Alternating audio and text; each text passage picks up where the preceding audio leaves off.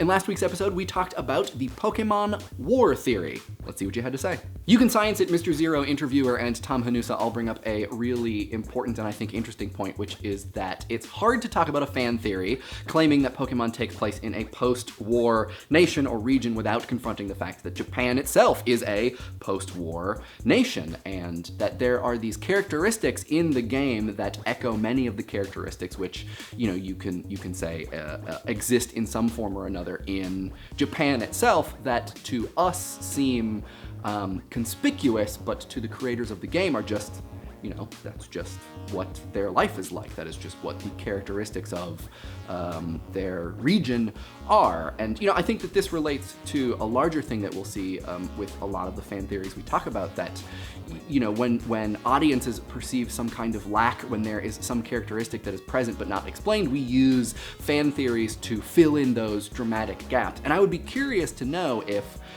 Japanese viewers of Idea Channel, if Japanese players of the Pokemon games see these characteristics as conspicuous as many American viewers. That is basically, I think I'm asking is this theory a fan theory in Japan as well?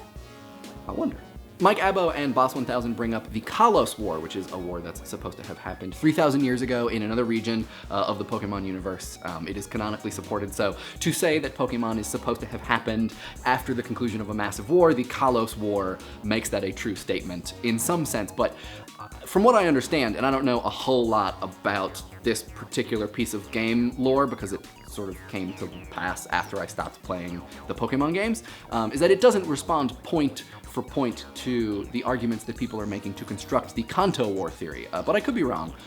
What I do like, though, is Boss 1000's take on the thing, which is that, it's possible to see how the Pokemon writers or creators responded to their own game the same way that their fans did, sort of looking at it as maybe a little too twee or perfect or nice, and saying, we have to put something in the past that makes the situation a little bit more dire, a little bit more fraught. And I think the Kalos War theory, or the Kalos War rather, accomplishes that goal. Entropy Curse and Max Klein both talk about how people not discussing the war is in no way any kind of proof or confirmation that the war did not actually happen, that it is perfectly understandable, if not in certain cases desirable, to want to put that kind of thing as far behind you as humanly possible. And I think that this is absolutely fair, and that there could absolutely be a kind of a cultural understanding that develops between the members of a culture that this is just a thing that we just don't talk about.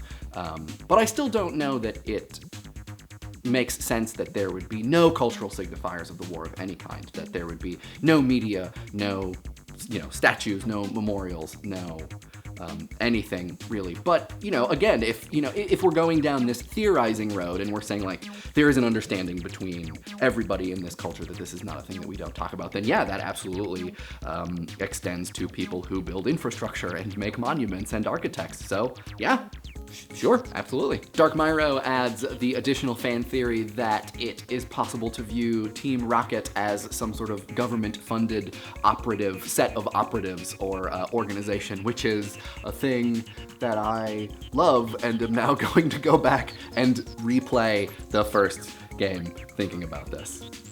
I love it. Now, as far as the question of why players would want there to be a war in the recent past of the Pokemon games, there were a lot of really, really good responses, and they generally fell into one of two categories. The first was kind of strictly narrative almost, that there are things about the story that make more sense in some way if you posit that there was a war that took place before them. And then the second is kind of related to affect, that there is a certain feeling that players want and they can get it from imagining that there was a massive conflict. Now, as far as the first group is concerned, Sanjay Rd wrote a really great comment about the Pokeball and how you could see its invention as a piece of technology could be very, very controversial.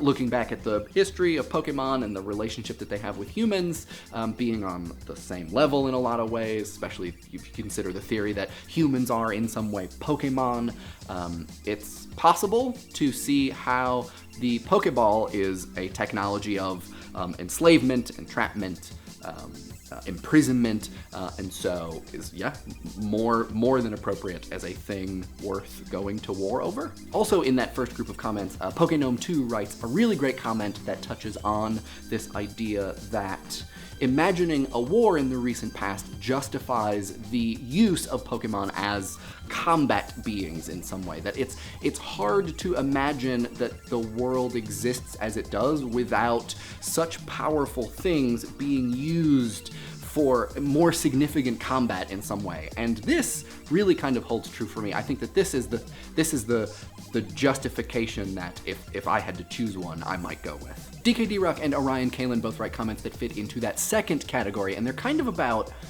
what we want from the game. And I think that there is this very arguable idea that we might want a Pokemon war of some kind because our experience of the game as adults is much simpler. It is much less grand than it might have been when we were younger, and so we want something more from it, whether or not it's grit or complication. And I think that this is weirdly like kind of beautiful because it fits into the dictionary definition of clinical nostalgia almost. There's this place that you want to go back to and you can never go back to it. And the thing that we maybe want to go back to is this feeling of playing the Pokemon games as a kid, which, you know, like I remember doing and having this feeling of like, wow, this game is huge. There's so much here. It's so complicated. And going back to it now as adults, maybe we don't have that as much, whether it's because we're familiar with the game or just because we realize its true nature in some way. But I don't know. Yeah, I think that this is a really interesting take on it and one that I feel very deeply. Doesn't mean it's right, but I can empathize. Thank you, John, for noticing, and thank you, Steven, for drawing that shirt. I had no idea. You watched Idea Channel. You made what is maybe my favorite t-shirt, and I'm not just saying that because there's a chance you're watching this. I actually do legitimately love it. Wait. Hey, Steven. Idea Channel has t-shirts now.